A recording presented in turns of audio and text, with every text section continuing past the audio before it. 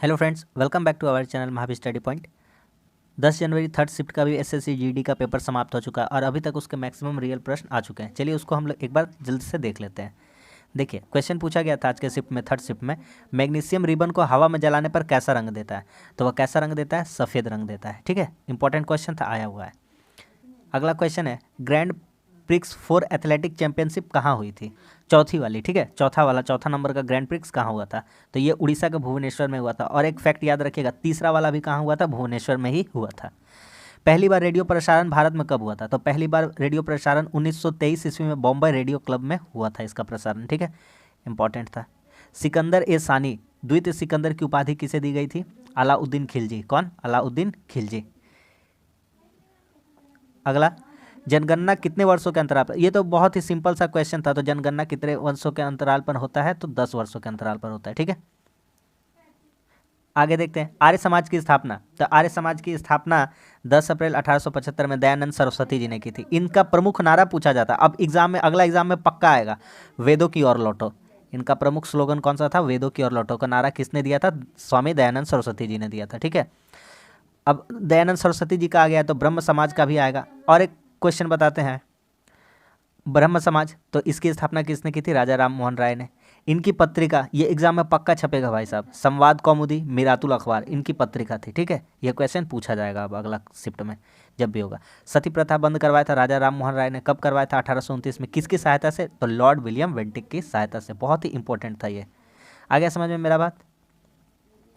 1829 में Lord William Bentinck की सहायता। संगीत नाटक अकादमी फेलोशिप यानी अकादमी रत्न 2018 में भरतनाट्यम में किसे दिया गया? इंपॉर्टेंट क्वेश्चन था, पूछा गया। के कल्याण सुंदरम पिल्लई को दिया गया।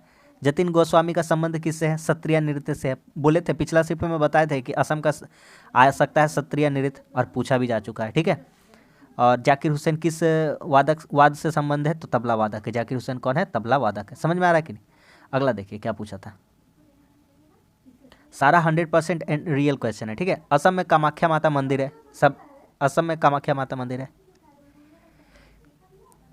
अंबुबाची मेला जून में। ठीक है, असम में कामाख्या माता मंदिर है, यहाँ पर मेला लगता है। कौन सा मेला लगता है? अंबुबाची का मेला जून में लगता है। और ये पूछा जाएगा अब आने वाले शिफ्ट में, कौन सा क्वेश्चन पूछा जाएगा? माजुली द्वीप ब्रह्मपुत्र नदी पर स्थित है। कौन? माजुली द्वीप। माजुली द्वीप कहाँ पे स्थित है? ब्रह्मपुत्र नदी पर। आगे और आपका असम का राष्ट्रीय उद्यान हम बता देते हैं, कुछ आएगा, पक्का आएगा। काजीरंगा राष्ट्रीय उद्यान कहाँ है? असम में। नामेरी, मानस, रायमोना, देहिंग पटकई, डिब्रू सैखोवा। एक याद रखिएगा, देहिंग पटकई यह नवीनतम राष्ट्रीय उद्यान है असम का। ठीक है, इतना दूर हो गया। भारत का समुद्र, मतलब भारत का नेपोलियन किसे कहते हैं? भारत का समुद्रगुप्त नहीं, भारत का नेपोलियन किसको कहते हैं?